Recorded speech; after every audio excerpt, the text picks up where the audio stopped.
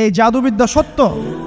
এবং এখনকার অনেক ভণ্ড যে কবিরাজগুলো বের হয়েছে, এরা জিনকে তাবে করে নিয়ে এই জিনদের মধ্য দিয়ে মানুষের মধ্যে জাদু ছড়িয়ে দিয়েছে, এবং এর ফলশ্রুতিতে বহু পরিবার ধ্বংস হয়ে যাচ্ছে। এই জাদুবিদ্যা সত্য। আরও একটা জিনিস সত্য, নবী সাল্লাল্লাহু আলাইহি ওয়াসাল্লাম বলেছেন ইন্না আইনাল হক, চোখের নজর সত্য। নবী করিম সাল্লাল্লাহু আলাইহি ওয়াসাল্লাম বলেছেন চোখের বদনজর সত্য। এই যে আমরা বলি ফেসবুকে এত বেশি ছবি দিয়েন না ভাই, ছবি তুলেন না, বারবার যে বলি নিষেধ করি, কারণ কি জানেন? একটাই কারণ, বিকজ চোখ লাগাটা সত্য। মানুষের চোখ লাগে, এই কথা শুনলে অনেক মজুমদাররা হাসবে না? কথা বুঝতে পারেন নাই? কিন্তু এটা সত্য, কারণ নবী করিম সাল্লাল্লাহু আলাইহি ওয়াসাল্লাম যা বলেছেন, সাদাকাল্লাহু ওয়া সাদাকা রাসূলুহুল কারীম, নবী যা বলেছেন, আল্লাহ যা বলেছেন, চিরায়ত সত্য। এর বাইরে কোনো সত্য আছে? আচ্ছা দেখেন, আমি বললাম যে জাদুবিদ্যা সত্য। এই জাদুবিদ্যার চর্চা মানুষ করে, এখনও করে, এবং এই জাদু দিয়ে মানুষের ক্ষতি করার জন্য জিনের প্রয়োজন হয়, দুষ্ট জিন। এই জিনগুলোকে মানুষ তাবে করে মানুষের ক্ষতি করার চেষ্টা করে। দেখবেন এখন গ্রামে গঞ্জে শহরে সব জায়গায় ছড়িয়ে পড়েছে না? দেখবেন, খুব সতর্ক থাকবেন। আমি পরে সলিউশন বলছি আপনাদেরকে। আরেকটা বলেছি, নবী সাল্লাল্লাহু আলাইহি ওয়াসাল্লাম বলেছেন চোখের বদনজর এমন সত্য যে একটা উটকে এই রান্নার ডেকচির মধ্যে ঢুকাই ফেলতে পারে। একটা উট খুব সুন্দর, ভালো, আপনি দেখছেন, মাশাআল্লাহ বলেন নাই, নজর লেগেছে, উটটা মারা গেছে, দেন তারপর তাকে জবাই করে খেয়ে ফেলতে হয়েছে। একজন সাহাবী গোসল করছিলেন, গোসল, এটা হাদিস সহিহ, এই আলেম ওলামা যারা আছেন তারা জানেন যে এই হাদিস সহিহ। একজন সাহাবী গোসল করছেন, তার গায়ের চামড়াটা খুব সুন্দর ছিল, একদম স্কিনটা অনেক সুন্দর থাকে না এমন কিছু মানুষ? আচ্ছা, এখন আরেকজন সাহাবী এই গোসল দেখছেন দূর থেকে, দেখে বলছেন যে কি চমৎকার তার শরীরের রংটা, যেন কুমারী নারীর মতো, অনেকটা এমন একটা কথা তিনি বলেছিলেন। সাথে সাথে এই সাহাবী অজ্ঞান হয়ে পড়ে গেছে। কোন সাহাবী? যিনি গোসল করছিলেন। এটার আপনি কোনো ব্যাখ্যা দিতে পারবেন না তো, এখানে কোনো সায়েন্স দিয়ে বা মেডিকেল সায়েন্স দিয়ে আপনি কোনো ব্যাখ্যা করতে পারবেন না। একটা ব্যাখ্যা দিতে পারেন, কিন্তু কেন সেটা হলো সেটা আপনি অ্যান্সার খুঁজে পাবেন না। তো নবী সাল্লাল্লাহু আলাইহি ওয়াসাল্লামের কাছে নিয়ে যাওয়া হলো তাকে। তিনি বললেন যে এই ব্যক্তির ব্যাপারে কি কেউ ভালো মন্দ কিছু বলেছিল? তখন একজন সাহাবী বলেন, হ্যাঁ, অমুকে বলেছে এর স্কিনটা অনেক সুন্দর, ওকে ডেকে নিয়ে আসুন। ওকে ডেকে আনা হলো। ডেকে আনার পর নবীজি তাকে অনেক শাসালেন, তোমরা তোমাদের ভাইদেরকে কি মেরে ফেলতে চাও? তখন এই সাহাবী তো অবাক, আমি আবার কখন মারতে চাইলাম ইয়া রাসূলুল্লাহ? আমি তো মারতে চাই নাই, আমি তো খালি বলেছি যে তার গায়ের রংটা অনেক সুন্দর। তখন তিনি বললেন, কেন তুমি সুবহানাল্লাহ বললে না, কেন তুমি মাশাআল্লাহ বললে না? যখন মাশাআল্লাহ বলবেন, সুবহানাল্লাহ বলবেন, নজরটা লাগবে না। আর যখন আপনি মাশাআল্লাহ বলবেন না, সুবহানাল্লাহ বলবেন না, দেখবেন নজর লেগে গেছে। আপনি বিশ্বাস করেন ব্যবসা খুব ভালো চলছে, মানুষ বলল যে বাহ তোর তো ব্যবসা হেভি, লালে লাল শাহজালাল, ঠিক আছে, দেখবেন আপনার কেনা বেচা বন্ধ হয়ে গেছে। এরকম হবে, আমার কথাটা বিশ্বাস করেন। এটা কিন্তু সায়েন্স প্রমাণ করতে পারবে না, আল্লাহ এবং তার রাসূল বলেছেন, তার উপরে কোনো সত্য নেই। আছে সূরা কাহফ 29 নম্বর আয়াত পড়ে দেখেন, আল্লাহ পাক বলছেন ওয়াকুলিল হাক্কু মির রাব্বিকুম, সত্য সেটাই যা তোমার রবের পক্ষ থেকে আসে। ফামান শাআ ফালইউমিন, যার ইচ্ছা হয় বিশ্বাস করুক, ওয়ামান শাআ ফালইয়াকফুর, যার ইচ্ছা হয় সে অস্বীকার করুক। এই কারণে আমরা বলি ফেসবুকে এত বেশি ছবি দেওয়া, এই আই ওয়াশ করা, এই যে শোডাউন করা, হ্যাঁ, ইসলামের কিছু কাজ করলেন একদম মানুষকে না দেখাইতে পারলে ঘুম হচ্ছে না, এগুলো বন্ধ করেন, এগুলো বন্ধ করে দেন আল্লাহর ওয়াস্তে। অফলাইনে কাজ করেন, নিজেকে গোপন করার চেষ্টা করেন। যত বেশি মানুষের কাছে নিজেকে এক্সপোজ করবেন, কাজের বরকত কমে যাবে, চোখ লাগবে, নজর লাগবে। এবং চোখ লাগা বদ নজরে বহু আলেম আস্তে আস্তে মাঠ থেকে মাইনাস হয়ে গেছে না? যায় নাই? এখন কি আলেমদের সংখ্যা বেশি না কম? যত দিন যাবে আলেমের সংখ্যা আরো কমে যাবে। নবীজি বলেছেন আলেমদের সংখ্যা কমতে থাকবে, মানুষ জাহেলদেরকে আলেম বানিয়ে নেবে। তো প্রিয় ভাইরা, জাদুবিদ্যা সত্য, চোখের বদনজর সত্য, রাতের এই অনিষ্টগুলো সত্য, রাতের বেলা অনেক ক্ষতি আছে।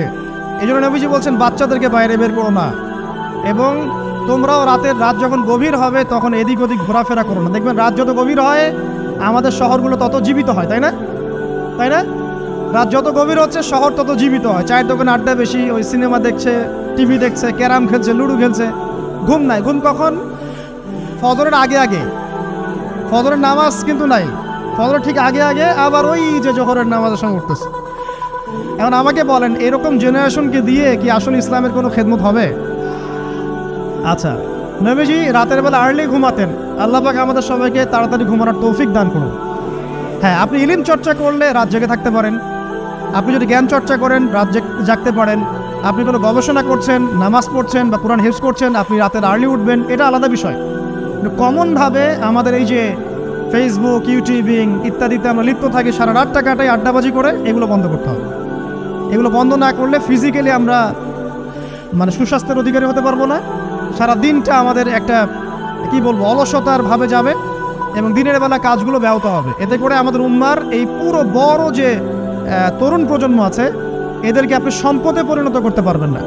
তাই এই সিস্টেমটা চেঞ্জ করা দরকার।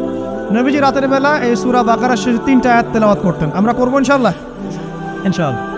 আরেকটা আমল বলে দেই, নবী করিম সাল্লাল্লাহু আলাইহি ওয়াসাল্লাম রাতের বেলা সূরা মুলক তেলাওয়াত করতেন। কোন সূরা এটা? কোন সূরা? তাবারাকাল্লাযী বিয়াদিহিল মুলক। কয়টা আয়াত আছে? 30টা আয়াত আছে। নবীজি বলেছেন সাল্লাল্লাহু আলাইহি ওয়াসাল্লাম এই সূরা আপনাকে কবরের আযাব থেকে বাঁচাবে ইনশাআল্লাহ।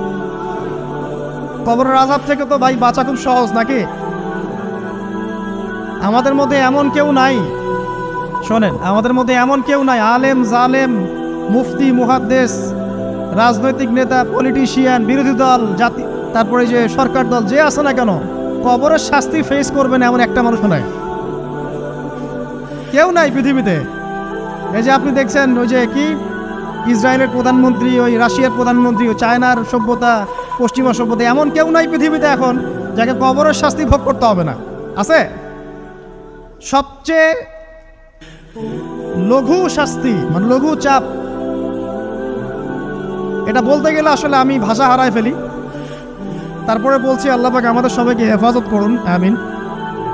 একজন সাহাবীর নাম সাদ বিন মুয়াজ। কি নাম?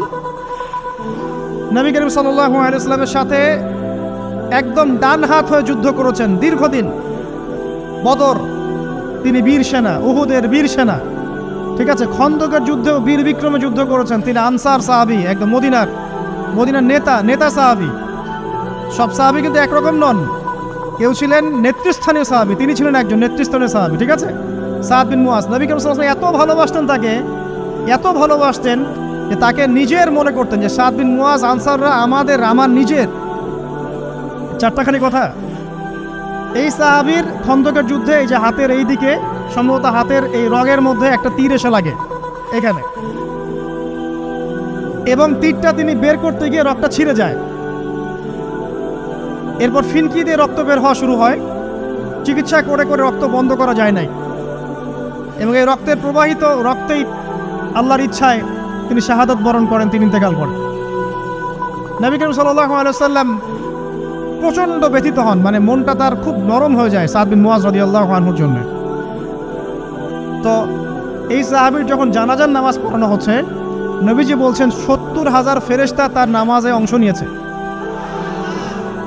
আর এই সাহাবীকে যখন কবরে শোয়ানো হয়েছে, নবী করিম সাল্লাল্লাহু আলাইহি ওয়াসাল্লাম পরে জানিয়েছেন কবরের যে মৃদু চাপ, সাদ বিন মুয়াজ রাদিয়াল্লাহু আনহুর কবরেও সেই মৃদু চাপ দেওয়া হয়েছে।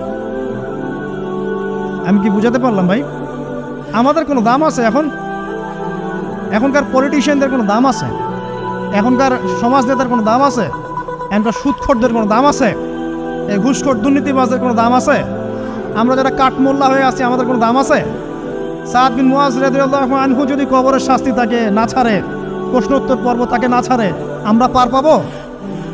নবী করিম সাল্লাল্লাহু আলাইহি ওয়াসাল্লাম বলছেন সূরা মুলক তেলাওয়াত করো রাতের বেলা, ইনশাআল্লাহ সূরা মুলকের তেলাওয়াত কবরের আযাব থেকে তোমাকে বাঁচাবে। আর আমাদের তো ভাই কবরে সবাই সাথে যাবে না, গার্লফ্রেন্ড যাবে না, বাপ মা ভাই বোন সবাই যাবে না। একজন ব্যক্তি সুদ খাচ্ছে, জিজ্ঞাসা করে দেখেন কেন খায়, বলবে তার সন্তানের জন্য খায়, তার বউয়ের জন্য খায়, তার বাবাকে দেখতে হবে তাই খায়, তাই না? একজন ব্যক্তি ঘুষ খায়, বলবে আমার পরিবারের জন্য খাই। একজন দুর্নীতি করছে, পুকুর চুরি করছে, বলবে দুর্নীতি করছে আমার পরিবারের জন্য খাই, পরিবার ভালো থাকবে। সবার একই এক্সকিউজ যে পরিবার যেন ভালো থাকে, আমার সন্তানরা যেন ভালো থাকে, আগামী প্রজন্মের জন্য কিছু রেখে যেতে পারি, তাই না? এরকম একটা মানুষও কি আপনার সাথে কবরে যাবে? আর এই বোকা মানুষ কেন বোঝে না যে আপনার কবরে আপনাকেই যেতে হবে? তাহলে আপনি কি কারণে অন্যের কারণে নিজের পরকাল নষ্ট করছেন? অন্যের সুখের জন্য আপনি আপনার পরকাল নষ্ট করছেন। সুদ খাচ্ছেন, দিব্যি মায়ের সাথে জেনা করছেন। আপনাদের এলাকায় নাকি সুদের সমস্যা অনেক বেশি। কয়েকটা হাদিস বলে দেই, আমি ওদেরকে আক্রমণ করতে আসি না, আমি শুধু তাদেরকে 3টা হাদিস শোনাতে এসেছি। 1 নম্বর হাদিস শোনেন। আল্লাহর নবী মুহাম্মদ সাল্লাল্লাহু আলাইহি ওয়াসাল্লাম বলেছেন, সুদের পাপের 73টা শাখা আছে। কয়টা? কোনো হাদিসে 70টাও আছে, কোনো হাদিসে 73টা আছে। বলছেন যে সবচেয়ে নিচের শাখাটা হচ্ছে, সুদের পাপের সবচেয়ে নিচের শাখা হচ্ছে যে যেন কোনো ব্যক্তি তার মাকে রেপ করলো, তার মাকে ধর্ষণ করলো। 1 দিরহাম যে ব্যক্তি সুদ খায়, সহিহ বুখারীতে আরেকটা হাদিস এসেছে, সে যেন 36টা মেয়েকে ধর্ষণ করলো। আর আমি একটা কথা বানায় বলছি না, যদি বিশ্বাস না হয় কওমি মাদ্রাসা আছে, আলেম ওলামা আছে, গিয়ে বুখারী খুলতে বলেন, পড়তে বলেন। তাহলে একবার পড়তে বলেন, দেখেন যদি না থাকে তাহলে আমাকে এর সাথে থাপ্পড় দিয়ে যায়। যদি না থাকে হাদিস এটা, তাহলে আমার গালে একটা থাপ্পড় দিয়ে যায়। আর যদি থাকে তাহলে আল্লাহর রাস্তায় সুদ খাওয়া ছেড়ে দেন। কোনটা করবেন? চ্যালেঞ্জ করবেন? নবীজি বলেছেন, 1টা দিরহাম যে ব্যক্তি সুদ খায়, দিরহাম মানে কি? রৌপ্য মুদ্রা। এটা এখন দেখতে পারবেন না, জাদুঘরে আছে।